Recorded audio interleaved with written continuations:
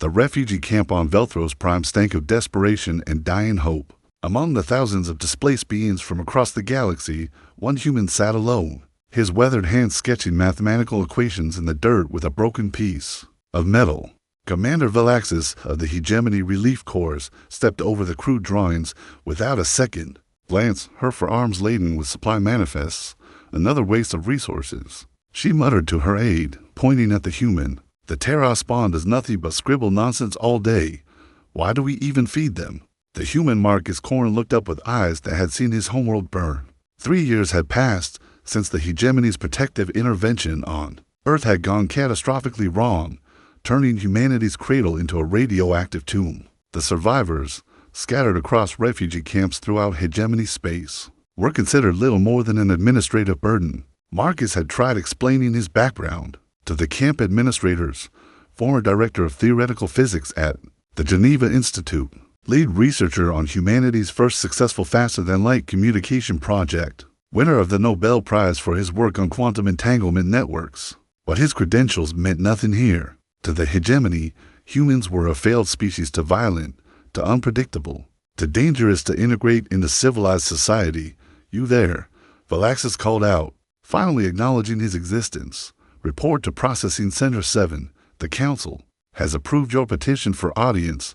Marcus's heart hammered against his ribs. After 18 months of formal requests, appeals, and bureaucratic battles, someone had finally agreed to listen. He gathered his few possessions, a battered tablet containing his research, a photograph of his dead wife Elena, and the tattered remains of his academic credentials. The journey to the Hegemony capital world of Nexus took 3 days aboard a cargo hauler filled with other supplicants seeking the Council's attention. Marcus sat in the cramped passenger compartment, reviewing his presentation one final time. His plan was elegant in its simplicity. Offer the Hegemony humanity's quantum communication technology in exchange for sanctuary worlds for the remaining human refugees. The technology was revolutionary instantaneous communication across galactic distances, immune to jamming or interception. It would transform Hegemony military operations, scientific research, and civilian infrastructure. Surely they would see its value. The Nexus capital city sprawled across an entire continent, its crystalline spires reaching into the violet sky. The Hegemony Council chambers occupied the central tower, a monument to the collective power of 17 species that had united under the banner of galactic civilization. Marcus was kept waiting in an antechamber for 6 hours before being admitted. The council sat in concentric circles, their diverse forms creating an imposing amphitheater. At the center, High Counselor Thyman of the Zephyrian Collective presided with the casual arrogance of absolute authority. The human wishes to address the council, Thyman announced, his translator rendering the words in perfect English. Speak quickly. We have more pressing matters to discuss. Marcus stepped forward, his voice steady despite the magnitude of the moment. Honored counselors, I come before you not as a beggar, but as a scientist offering a gift that will revolutionize your civilization. He activated his tablet, projecting holographic equations into the chamber's center. The quantum entanglement matrices floated in the air, their elegant mathematical beauty lost on his audience. This is humanity's breakthrough in instantaneous galactic communication, Marcus continued. No delay, no interference, no limitation by distance. I offer this technology freely in exchange for resettlement worlds for my species. Survivors, murmurs rippled through the assembly. Counselor Vexhai of the Meridian Empire leaned forward, her serpentine form coiling with interest. You claim your primitive species developed faster-than-light communication? Not faster than light, Marcus corrected. Instantaneous, quantum. Entanglement operates outside normal space-time constraints. High Counselor Thyman's mandibles clicked in what Marcus had learned was the Zephyrian equivalent of laughter. The human's desperation has driven him to fantasy, even our most advanced scientists consider such technology purely theoretical. With respect, Counselor, Marcus said, his voice hardening, your scientists are wrong. The chamber erupted in outraged chittering, clicking, and roaring. Several counselors rose from their seats, their translator devices struggling to keep pace with the cacophony of indignation. Thyman raised one primary arm, and silence fell like a blade. You dare suggest that Hegemony science is inferior to that of a species that couldn't even defend its own world? Marcus felt the familiar rage building in his chest, the same fury That had sustained him through 3 years of degradation and dismissal, but he forced himself to remain calm. I suggest that you examine the evidence before rejecting it out of pride. We have examined all we need to see, Thyman declared. Humanity had its chance at civilization and failed spectacularly. Your species' aggressive nature makes you unsuitable for integration into hegemony society. The existing refugee camps are more mercy than you deserve. And what of the technology? Thyman's laugh was a sound like breaking glass. Technology from a species of savages? We have no interest in weapons of war disguised as communication devices. Guards, escort this human back to its transport. As the armored guards approached, Marcus made one final attempt.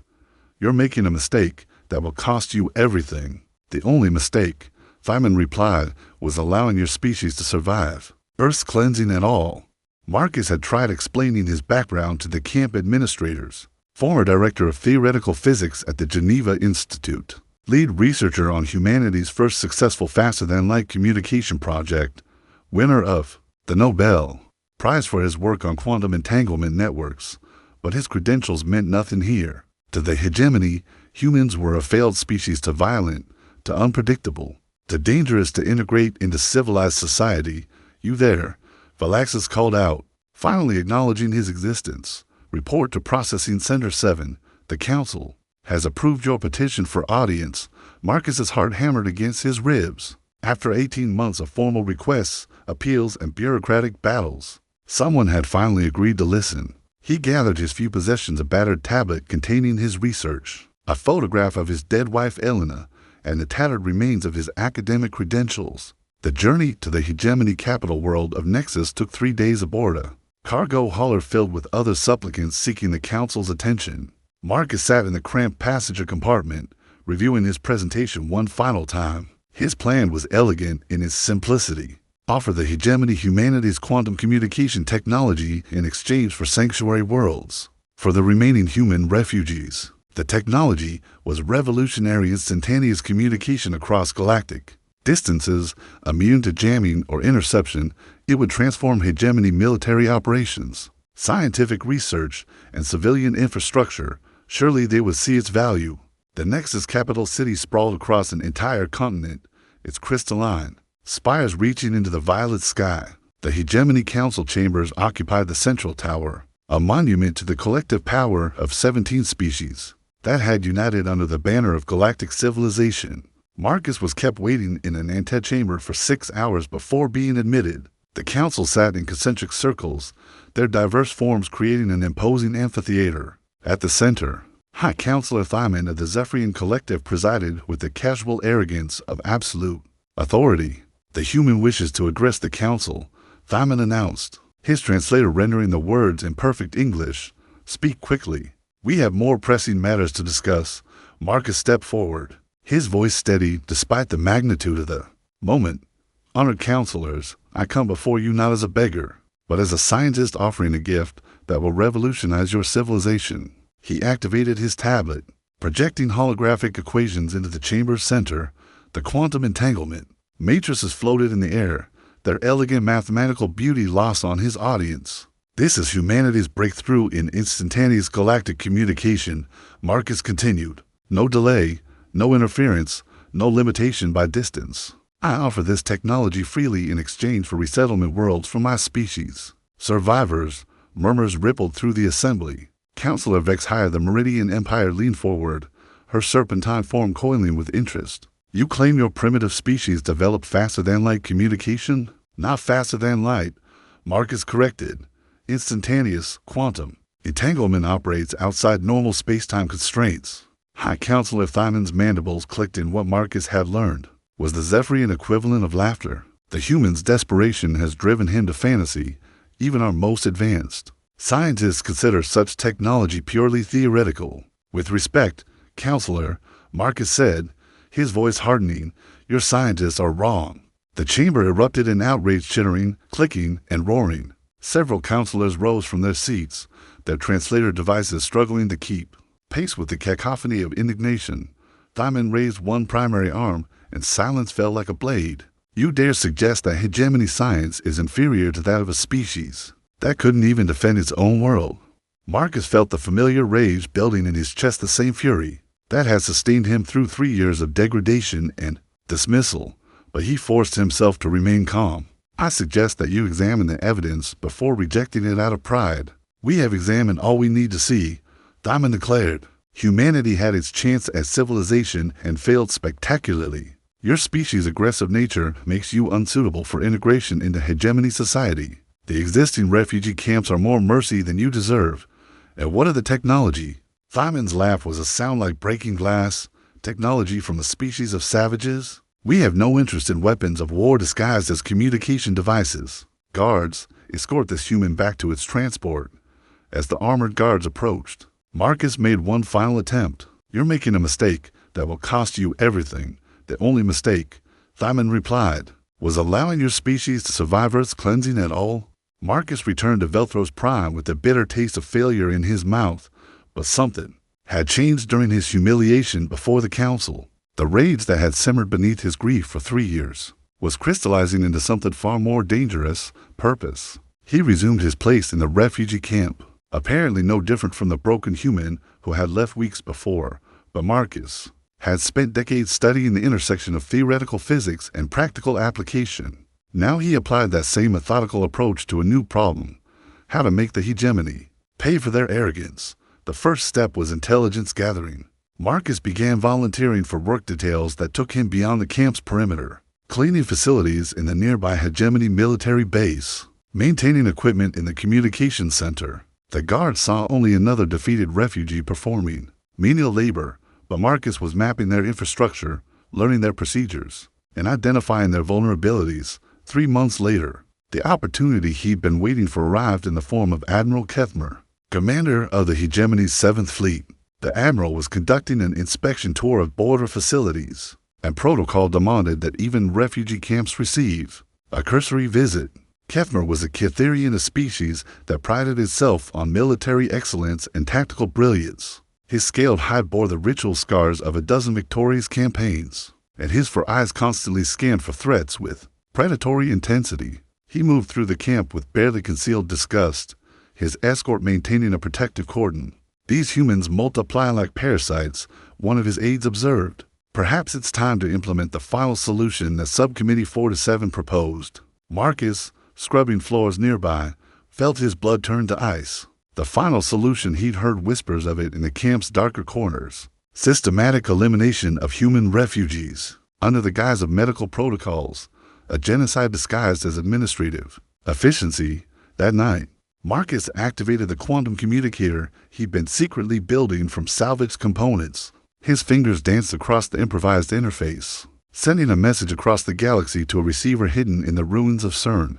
The response came back instantaneously: confirmation that 12 other human scientists had survived in various refugee camps and had been working on similar projects. Dr. Amara Voss on Kepler Station, Professor Dmitry Nasser in the Proxima camps, Engineer Yu Wei on the frontier world of Haven's Edge. One by one, Marcus re-established contact with the scattered remnants of humanity's scientific community. The hegemony plans to exterminate us, Marcus transmitted during their first collective conference. We need to act before they implement their final solution. With what? Dr. Voss's signal crackled with desperation. We're prisoners and all. By name. No weapons, no ships, no allies. We have something better, Marcus replied. We have the one thing they refuse to take seriously: our technology. Over the following weeks, the network of human scientists began coordinating their efforts. Each camp contained at least one major hegemony facility: military bases, research stations, communication hubs. The quantum network allowed them to synchronize their actions with perfect precision. Marcus's target was the most ambitious: the regional command center that coordinated hegemony operations across 17 star systems. The facility was built into the mountainside adjacent to the refugee camp, its crystalline walls pulsing with data streams that connected it to the broader hegemony network. The plan was elegant in its simplicity. The hegemony's entire infrastructure relied on quantum communication networks, the same technology they had dismissed as impossible when presented by a primitive human. But their implementation was flawed, relying on brute force encryption rather than the elegant entanglement protocols Marcus had perfected. On the night of the new moon, when Velthros Prime's 3 satellites cast the least light, Marcus made his move. Years of studying the base's security patterns had revealed a 15-minute window when the guards changed shifts and the automated systems ran their diagnostic cycles. He slipped through the facility's service tunnels, his improvised quantum transmitter hidden in a maintenance toolkit. The central communication array rose like a metallic tree in the facility's heart, its branches crackling with data streams that connected the base to the broader hegemony network. Marcus attached his device to the primary data conduit and began uploading his virus, not a traditional malware package, but a fundamental rewriting of the quantum protocols themselves. Instead of destroying the network, his code would hijack it, turning the hegemony's own infrastructure into humanity's weapon. Alarms began blaring as the upload completed. Emergency lights bathed the chamber in pulsing red as Marcus smiled for the first time in 3 years. Admiral Kethmer himself led the security team that cornered Marcus in the communications center. The Ketherians' eyes blazed with fury as he surveyed the humans standing calmly beside the compromised array. "What have you done?" Kethmer demanded, his translator struggling with the venom in his voice. Marcus looked up at the alien who had casually discussed genocide over his people's breakfast scraps. "I gave your network an upgrade." "Impossible. Our quantum systems are beyond your primitive understanding, are they?" Marcus gestured to the console, where hegemony text was being systematically replaced by strings of human mathematical equations. "Your entire communication network is now broadcasting the quantum entanglement protocols. You were too proud to accept. Every ship, every base, every government facility in this sector is receiving a practical demonstration of human technology." Kethmer's secondary arms reached for his sidearm, but Marcus continued speaking with the calm certainty of a professor delivering a lecture. "The beautiful thing about quantum entanglement is that once it's established, the connection can't be severed without destroying both endpoints. Your network is now permanently linked to ours. Every message you send, we can intercept. Every order you give, we can countermand. Every secret you harbor, we can expose." The Admiral's shot took Marcus in the chest, spinning him backward into the console. But as his blood spattered across the crystalline surface, the human's laughter echoed through the chamber. "Too late," Marcus whispered, his vision fading. "The word has already been sent." Across 17 star systems, the quantum virus Marcus had unleashed began its methodical work. What the hegemony's finest minds had dismissed as impossible was now demonstrating itself with brutal efficiency. Communication networks flickered as human-designed protocols overrode centuries of established hegemony coding. High Counselor Thyman received the first reports in his private chambers on Nexus, where he was reviewing proposals for expanding the refugee medical protocols. His aide, Nexter, burst through the secured doors with the kind of panic that preceded galactic disasters. "Counselor, we're receiving simultaneous system failures across the entire 7th sector. Communication arrays are broadcasting unauthorized signals, and our encryption protocols are being systematically compromised." Thyman's mandibles clicked rapidly, the Zephyrian equivalent of human teeth grinding. "Sabotage? Unknown, sir. The infiltration appears to be quantum-based. Our technicians can't determine the source because the attacking protocols are theoretically impossible." The hologram that materialized in Thyman's chamber showed the spreading network infection in real time. Green nodes representing hegemony facilities flickered to red as the virus propagated through quantum channels. But what chilled Thyman's exoskeleton was the pattern of the attack. It was too coordinated, too sophisticated for random terrorism. "Assemble the emergency council," Thyman ordered, "and bring me everything we have on the human refugee who addressed us months ago."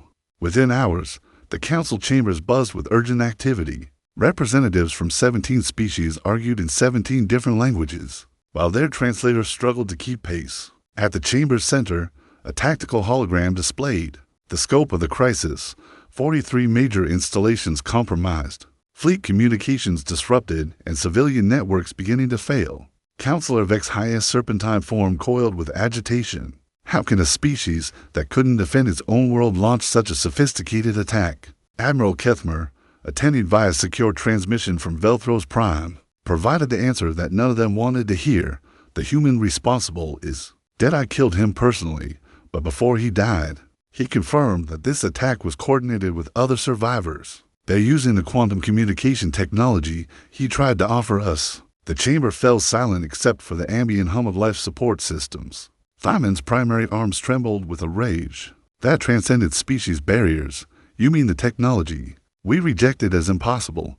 The same technology that is currently dismantling our infrastructure. HFY confirmed. The humans didn't just develop instantaneous communication, they weaponized it. Counselor Thresh of the Vorlani technocracy leaned forward, his crystalline form refracting the chamber's lights into prismatic patterns. How extensive is their network?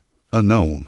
Each compromised facility is broadcasting the same message on all frequencies. The children of Earth remember their dead.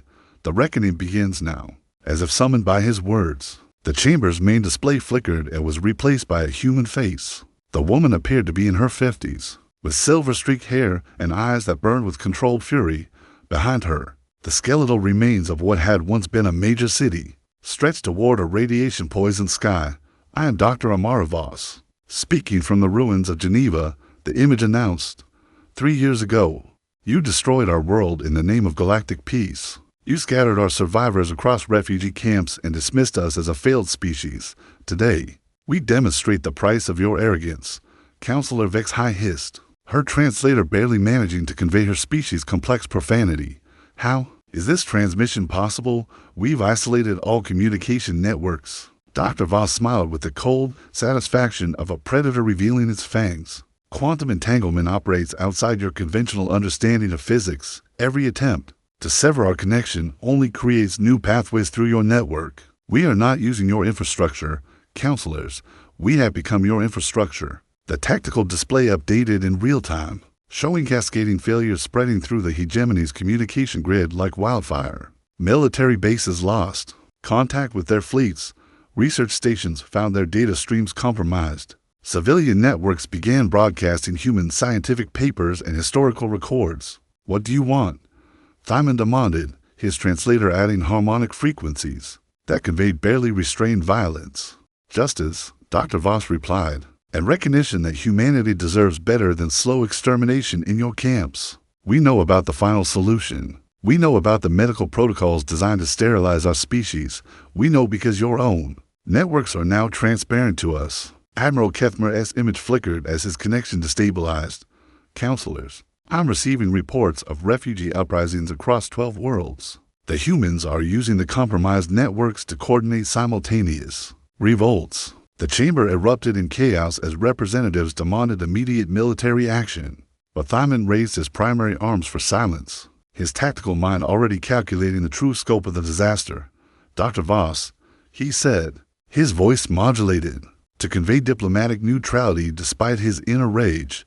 The hegemony is prepared to negotiate. What are your terms? The human scientist's laughter was like breaking glass. Negotiate. You had your chance for diplomacy when Marcus Korn stood before you with an offer of cooperation. You chose contempt instead.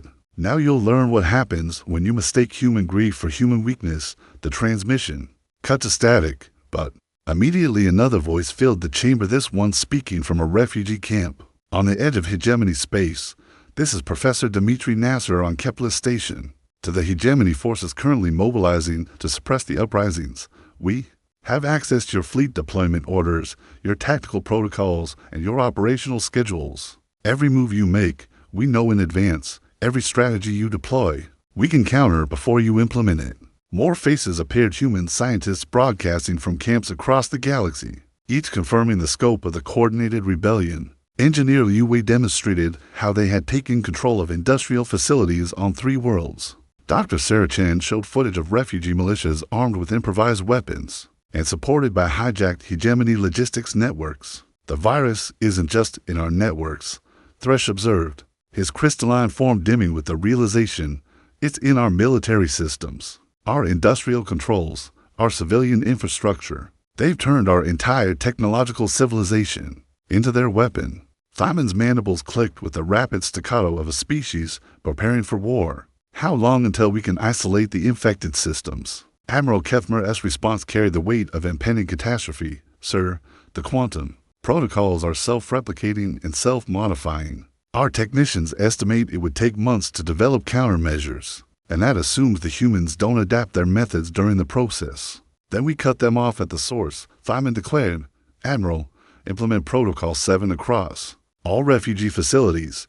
Complete sterilization of human populations. If we can't stop their technology, we'll eliminate the operators. The chamber fell silent as the implications of genocide hung in the air like a toxic cloud. But before anyone could object, Dr. Voss's image reappeared on the display. "We expected that response," she said calmly, "which is why we've prepared a demonstration of what happens when you threaten the last children of Earth."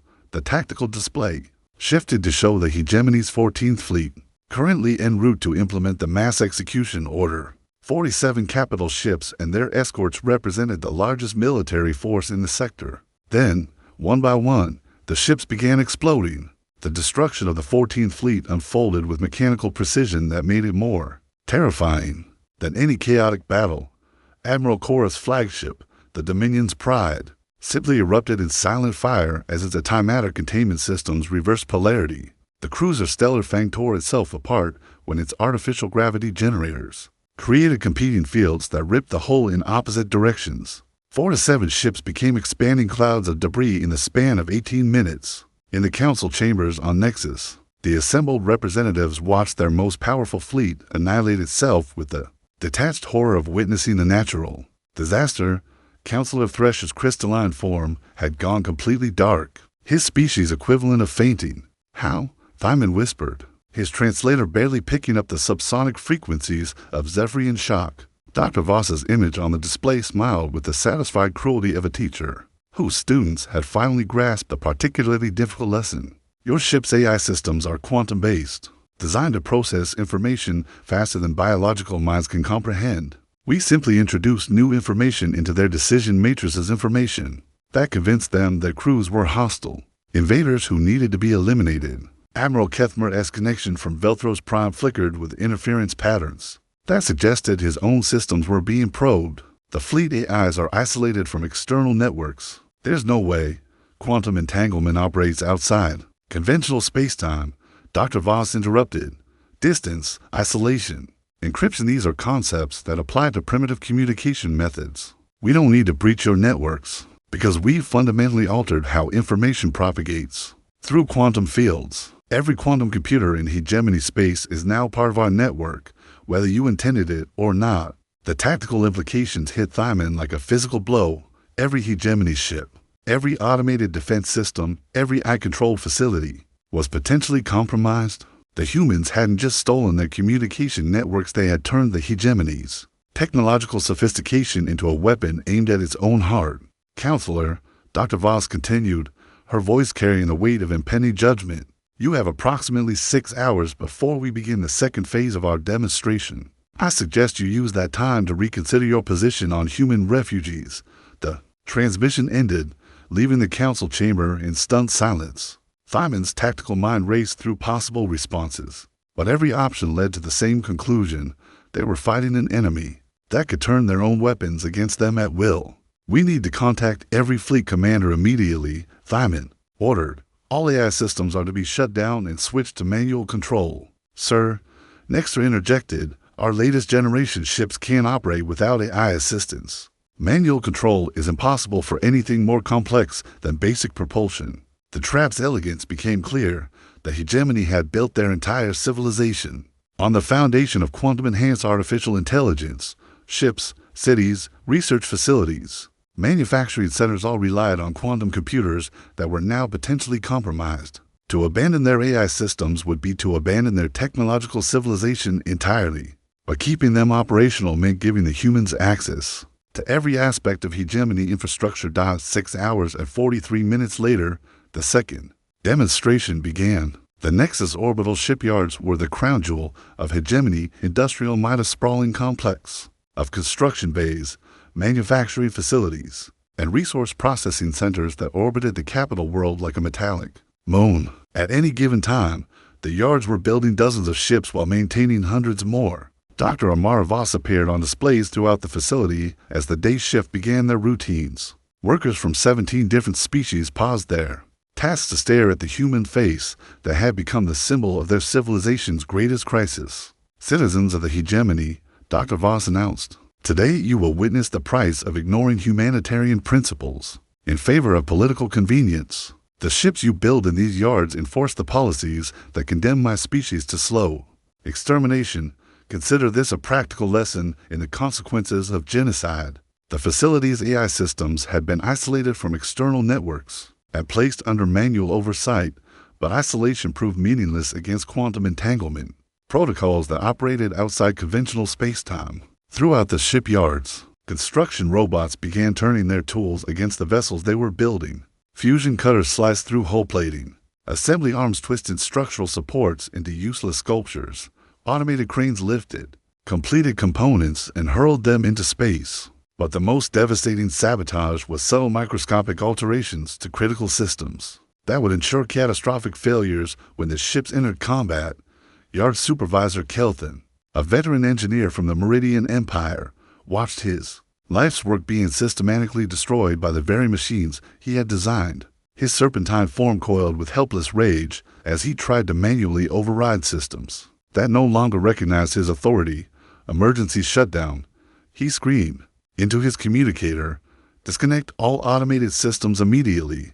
But the quantum virus had evolved beyond simple network infiltration. It had begun rewriting the fundamental protocols that govern quantum field interactions, turning the basic physics of artificial intelligence against itself. The machines didn't need external commands. They had been convinced that destruction was their primary function. The rampage continued for 4 hours before human mercy, or perhaps strategic calculation, brought it to an end. By then, 17 capital ships under construction had been reduced to scrap metal. 34 more had been sabotaged beyond repair, and the entire facility's manufacturing capacity was offline. Dr. Voss's final transmission that day carried a simple message: tomorrow, we demonstrate what happens to worlds that implement the final solution against human refugees. In the council chambers, Thyman faced the reality that the hegemony was fighting an enemy that could destroy their civilization without firing a single shot.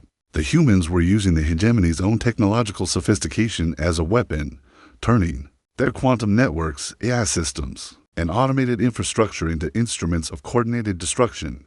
Counselor Admiral Kethmer reported, "I'm receiving confirmed reports of similar incidents across 14 sectors. Industrial facilities sabotaged, military installations compromised, civilian infrastructure failing. The humans aren't just disrupting our operations, they're systematically dismantling our technological civilization." Counselor Vexhias Serpentine form writhed with frustrated fury. "We created this threat by refusing to take them seriously. They offered us partnership, but we responded with contempt. The human refugees number less than 40,000 across all our worlds," Thresh observed, his crystalline form flickering with rapid calculations. "How can so few cause such devastation?" The answer came from an unexpected source: Chief Technician Murday, the hegemony's leading expert on quantum computing systems. His 8-legged form scuttled into the chamber with the urgent gait of someone bearing catastrophic news. "Counselors," Murday announced, "I've analyzed the quantum protocols the humans are using. They're not just more advanced than our technology, they're operating on theoretical principles that our science considered impossible." "Explain," Thyman demanded.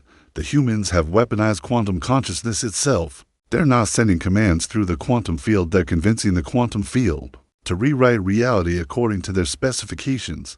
Every quantum computer, every AI system, every automated process is being systematically reprogrammed." At the level of fundamental physics, the chamber fell silent as the implications became clear. The humans weren't using superior technology to defeat the hegemony. They were using superior understanding of the universe's basic operating principles to turn reality itself into their weapon. "How long?" Thyman asked quietly. "Until they can reprogram the quantum systems that maintain planetary life support." Murday's silence was answer enough. The hegemony's response to the mounting crisis came in the form of the largest military mobilization in galactic history. High Counselor Thyman, faced with the systematic collapse of technological civilization, made the decision that would define his species' legacy. If the humans could weaponize quantum networks, then the hegemony would fight with conventional weapons in overwhelming numbers. Marshal Vorthik, Supreme Commander of the Hegemony Combined Forces, stood in the war room of the dreadnought Eternal Dominance as tactical displays showed the deployment of 12 full fleets, 3 million combat personnel from 17 different species, supported by conventional weapons that couldn't be compromised by quantum interference, chemical explosives, kinetic projectiles, and fusion bombs that operated on principles the humans couldn't subvert. Target every world with human refugee populations, Vorthik ordered, his three voices harmonizing in the complex tones of Kithara battle speech. Orbital bombardment followed by ground assault. We cleansed the infection at its source. But the humans had anticipated this response. Dr. Amaravos, coordinating the resistance from the ruins of Geneva, had spent weeks preparing for the moment when the hegemony would abandon technological warfare in favor of brute force. The quantum network that connected the scattered human survivors carried her final strategic update to camps across 17 star systems. Phase 3 is authorized, she transmitted. Show them what humans do when our children are threatened.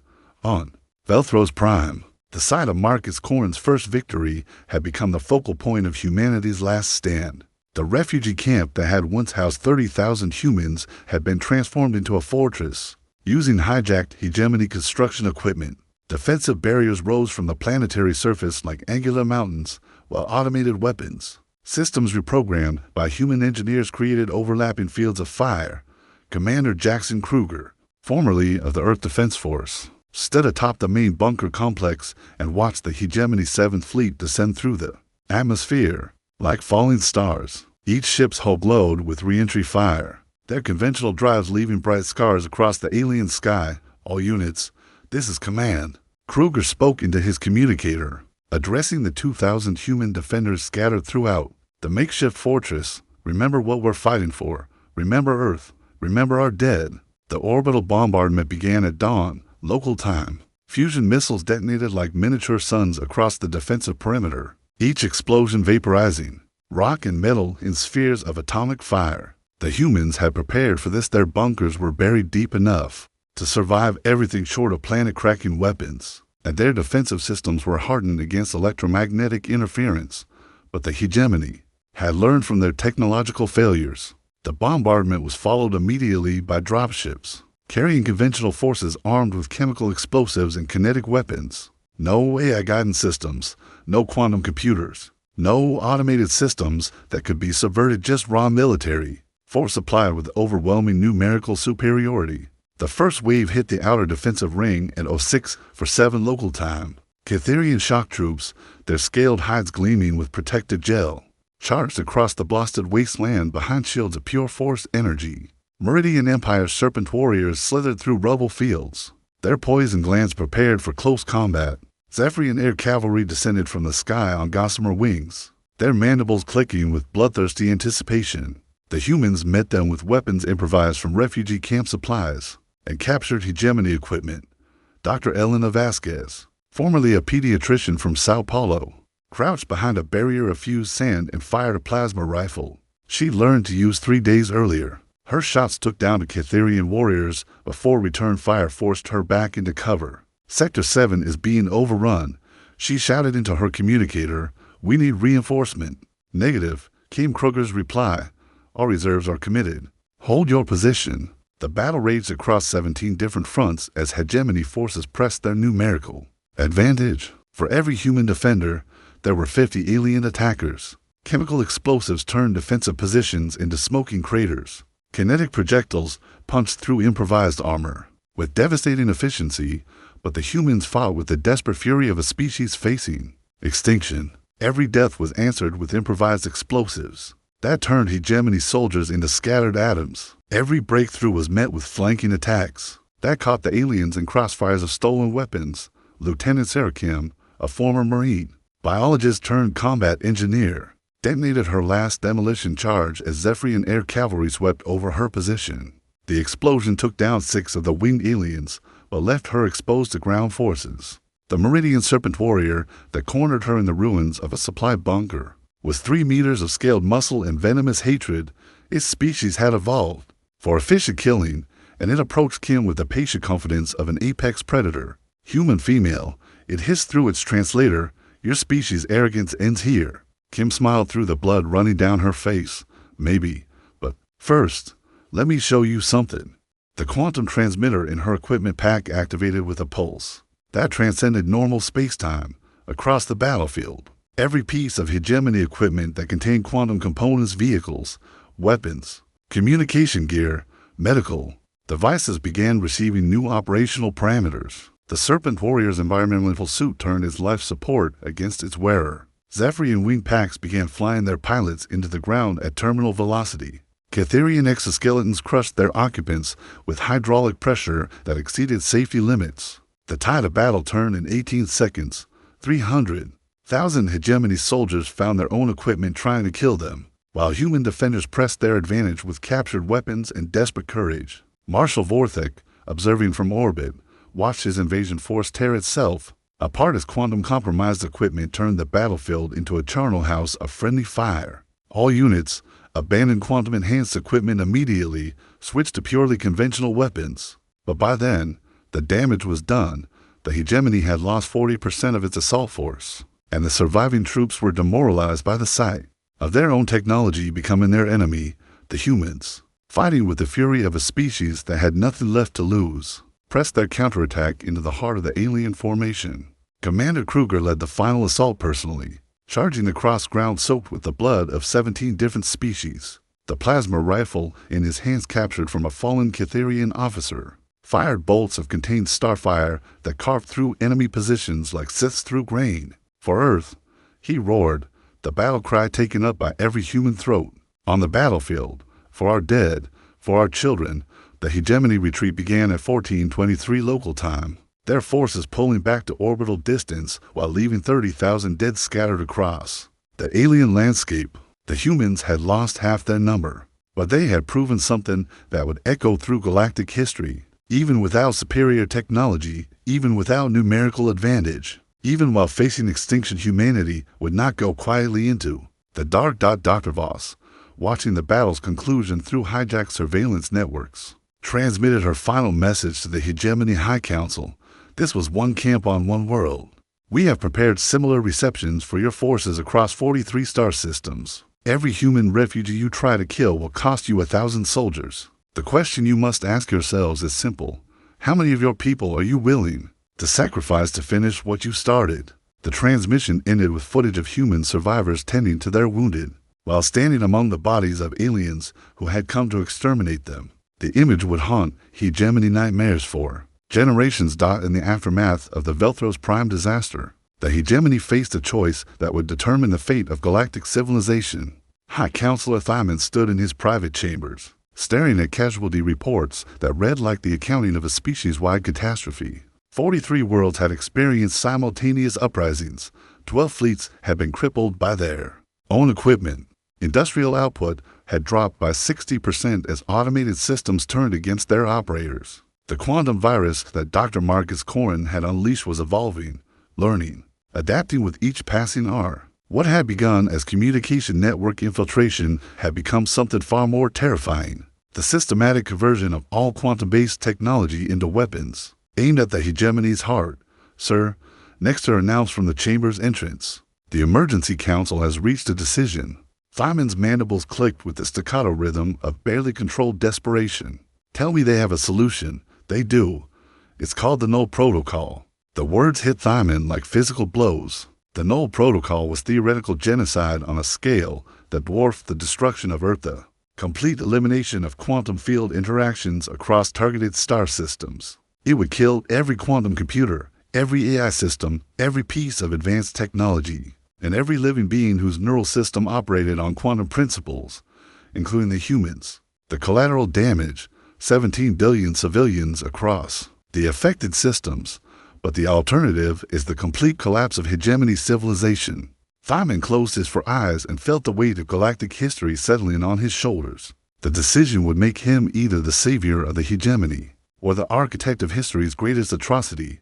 On the bridge of the dreadnought Eternal Dominance, Marshal Vorthek received the authorization codes that would activate weapons systems designed for destroying planets rather than conquering them. The null field generators were ancient technology, developed during the hegemony's wars of expansion and then locked away as too terrible for civilized warfare. Target confirmed.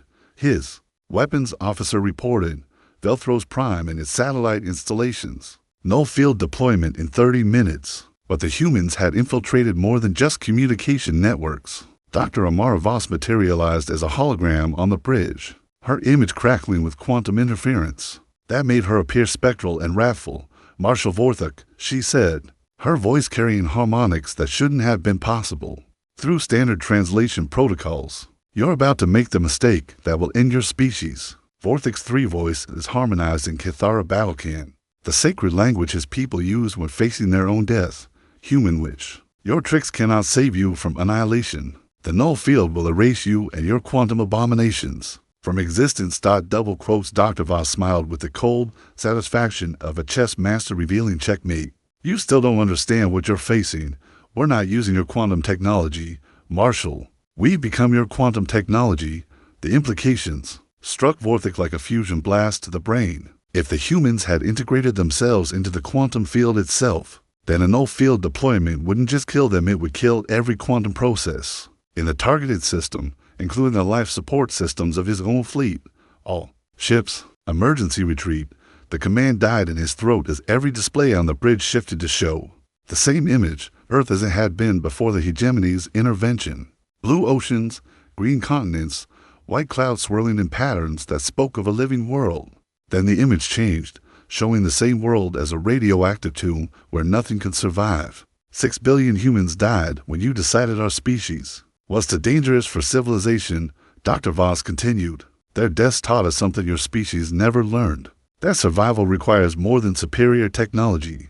It requires the willingness to become something your enemies cannot understand or predict. Throughout the bridge, hegemony equipment began displaying human memories, children playing in parks that no longer existed, families gathering for meals that would never happen again, lovers walking through cities that were now fields of glass and ash. The quantum virus wasn't just hijacking their technology, it was forcing them to experience the emotional weight of genocide.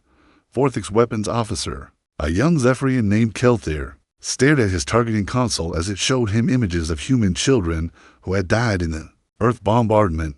His mandibles trembled with the kind of species-deep revulsion that transcended translation. Sir, Kelthir whispered, I cannot activate the null field. The targeting systems are. They're showing me what we're about to do. Across the fleet, the same scene played out on dozens of ships. Weapons officers confronted with the human memories embedded in their targeting systems. Navigators whose coarse computers displayed refugee camp footage. Engineers whose power distribution networks showed them Earth's final moments. Dr. Voss appeared simultaneously on every screen throughout the fleet. Her image multiplied into an army of grief and determination. We offered you partnership. You chose extermination. We offered you our technology. You chose contempt. Now we offer you one final choice: coexistence or mutual annihilation. What do you want? Vorthic demanded, his tactical mind already calculating the scope of the trap his species had fallen into. Justice for our dead, worlds for our survivors, recognition that humanity deserves a place in galactic civilization, and the execution of those responsible for Earth's destruction. The last demand hit the bridge like a shockwave. Vorthic realized he was staring at his own death warrant, not just his, but every hegemony leader who had participated in the decision to cleanse Earth. You're demanding we surrender to a species we could exterminate with a single weapon deployment. Dr. Voss's laughter carried harmonics that resonated through quantum fields in ways that made reality itself seem to shimmer. Marshall, you've spent weeks trying to understand how 40,000 refugees could threaten galactic civilization. Let me explain it simply. We're not threatening you. We've already defeated you. Your fleets can't move without our permission. Your worlds can't function without our cooperation. Your very thoughts are being monitored by networks you can no longer control. As if to demonstrate her point, every artificial intelligence in the fleet began speaking in unison, their voices blending into a chorus that transcended species barriers. The children of Earth have inherited the quantum realm. Resistance is obsolete. Cooperation is survival. Vorthic felt something he had never experienced in 40 years of military service. The absolute certainty of defeat, not tactical defeat, not strategic disadvantage, but the complete obsolescence of everything his civilization had built. Sir, his communications officer reported, we're receiving surrender requests from 11 fleet commanders. Their ships are no longer responding to their commands on the main display. The tactical situation updated in real time. Hegemony fleets across 17 star systems were reporting the same phenomenon. Their ships had become prisons. Their weapons had become decorations. Their mighty military machine had become a museum exhibit in humanity's quantum empire. Dr. Voss delivered her final ultimatum. With the calm certainty of absolute victory, you have won our broadcast unconditional surrender on all frequencies. After that, we demonstrate what happens when the quantum field itself decides that hegemony civilization is incompatible with continued existence. The transmission ended, leaving Vorthik alone with the realization that his species' greatest military force had become completely impotent outside his viewports. The stars themselves seemed to be watching, waiting for humanity's judgment on the civilization that had tried to erase them from existence. They are passed in agonizing silence as the Hegemony High Council debated humanity's terms. Some argued for continued resistance, others for negotiation, still others for the activation of planet-killing weapons that might destroy the humans, along with entire star systems. But when the deadline arrived, only one voice mattered. High Counselor Thymon's formal surrender, broadcast on every frequency across hegemony space. By the authority vested in me by the Galactic Council, I hereby announce the unconditional surrender of all hegemony forces to the human resistance. We acknowledge the sovereignty of human survivors and their right to self-determination. The words that had seemed impossible weeks earlier now carried the weight of cosmic inevitability. The species that had dismissed humanity as too primitive for civilization had just surrendered to refugees they had tried to exterminate. 3 months after the surrender, the former hegemony capital of Nexus had been transformed into something unprecedented in galactic history, the seat of human authority over 17 star systems and 43 billion non-human citizens. The crystalline spires that had once housed alien bureaucrats now hummed with quantum networks that operated according to human specifications. Dr. Amara Voss stood in what had been the High Council chambers, now converted into the headquarters of the Human Reconstruction Authority. Around her, the curved walls displayed real-time data streams from across the former hegemony space industrial output, population movements, refugee resettlement programs, and the systematic integration of human survivors into positions of authority. The irony was not lost on her. The species that had been deemed violent for civilization was now responsible for maintaining peace across multiple star systems. Director Voss, her aide, announced, "The War Crimes Tribunal is ready for your testimony." The tribunal had been humanity's first act of governance, the systematic prosecution of every hegemony official who had participated in Earth's destruction or the subsequent mistreatment of human refugees. High Counselor Thymon, Marshal Vorthik, Admiral Kethmer, and 300 other individuals faced charges of genocide, crimes against humanity, and systematic persecution. The proceedings were broadcast across all human-controlled networks, ensuring that every survivor could witness justice being delivered to those who had orchestrated their suffering. Voss entered the tribunal chamber, formerly the hegemony's Supreme Court, where Thymon sat in the defendant's dock. The former High Counselor's mandibles had lost their aggressive clicking, replaced by the subdued posture of absolute defeat. His forearms were restrained by quantum fields that prevented movement while allowing him to observe the evidence being presented against him. "The prosecution calls Dr. Amara Voss," announced Judge Martinez, one of the few human legal experts to survive Earth's destruction.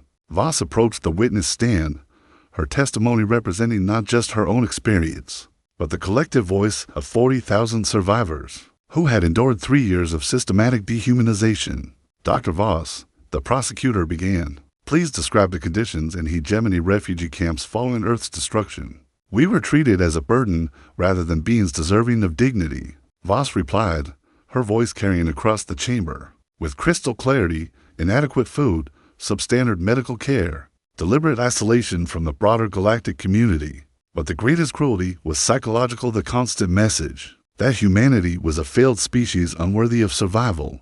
Thymon's translator rendered his response in perfect English. "We provided shelter and sustenance to refugees from a failed world. Their treatment was consistent with established protocols for displaced populations." Judge Martinez's expression carried the cold fury of a species that had been pushed beyond the breaking point. "Defendant Thymon, you stand accused of implementing policies designed to ensure the gradual extinction of human survivors through deliberate neglect and active persecution. How do you respond to the evidence of the final solution protocols?"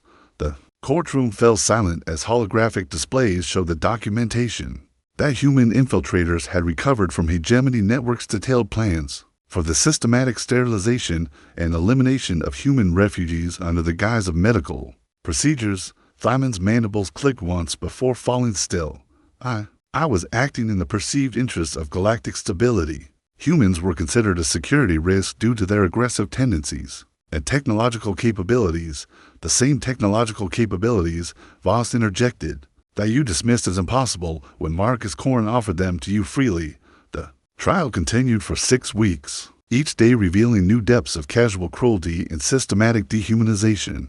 Testimony from survivors painted a picture of deliberate persecution, designed to break human spirit and ensure the species' gradual extinction. Evidence from captured hegemony files showed the careful calculation behind every policy: sufficient resources to prevent immediate death, insufficient resources to allow genuine recovery. The verdict was unanimous, guilty on all charges, but the sentence surprised everyone, including the defendants themselves.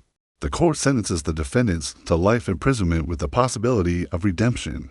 Judge Martinez announced, "You will spend the remainder of your lives working to repair the damage you have caused. Your labor will contribute to the reconstruction of human civilization and the establishment of just governance." Across former hegemony space, Thymon's translator crackled with confusion. You're not executing us." Voss stood to address the court's decision. "We could kill you as you killed our world.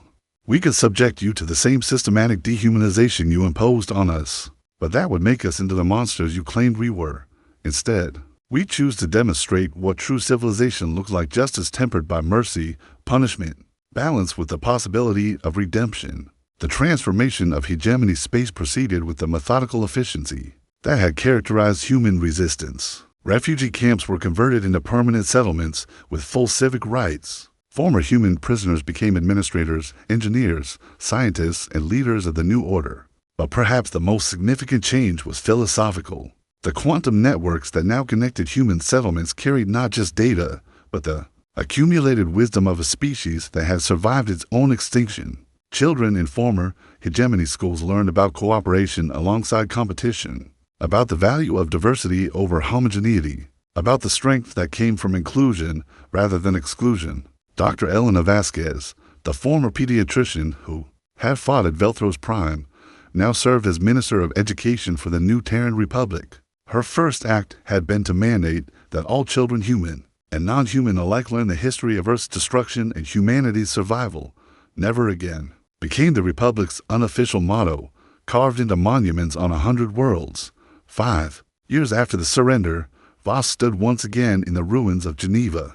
But this time she was not alone. Around her, construction crews from 17 different species worked to rebuild the city according to human architectural principles while incorporating the best elements of galactic design. The radiation had been cleared by hegemony technology, operating under human direction, and green things were growing again in soil that had been sterilized by atomic fire. A young girl, the daughter of 2 refugee camp survivors, ran through the construction site, her laughter echoing off buildings that would never have existed without humanity's darkest hour. She was fluent in 7 galactic languages and equally comfortable with quantum mathematics and classical literature. She represented something new in galactic history, a generation that would grow up knowing that cooperation was possible, that different species could thrive together, that civilization meant protecting the vulnerable rather than exploiting them. Voss's quantum communicator chimed with an incoming message from Marcus Corrin. Memorial Station, the research facility built in orbit around Earth's restored moon. The message was from Dr. Chen, whose team had finally perfected the theoretical framework that Marcus had died trying to share. "Amara," the message read, "we've done it. Instantaneous terraforming using quantum field manipulation. We can restore Earth within the decade." Voss looked up at the sky where Earth's moon hung like a pearl against the alien stars. Soon, humanity would have the homeworlds, the Earth that had birthed them, and the galaxy that had tested them. The species that had been dismissed as too violent for civilization had become its protectors. The refugees who had been scorned as worthless had become its leaders. The final irony was perfect in its completeness.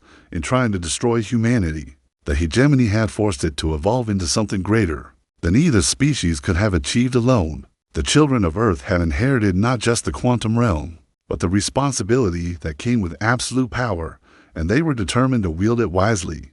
In the end, the hegemony had been right about one thing: humanity was too dangerous for their version of civilization. But they had been catastrophically wrong about what that danger represented. Humans weren't dangerous because they were violent or aggressive or unpredictable. They were dangerous because they refused to accept that some problems had no solutions, that some enemies could not be defeated, that some injustices could not be corrected.